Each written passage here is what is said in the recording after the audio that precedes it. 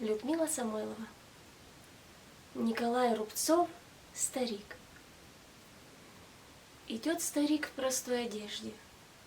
Один идет издалека. Не греет солнышко, как прежде, шумит осенняя река.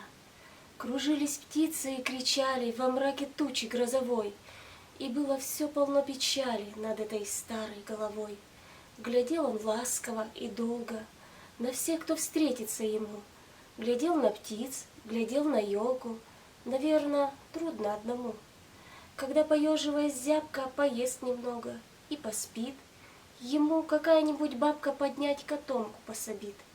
Глядит глазами голубыми, несет котомку на горбу, словами тихими, скупыми, благодарит свою судьбу. Не помнит он, что было прежде, и не боится черных туч. Идет себе в простой одежде, с душою светлой, как луч.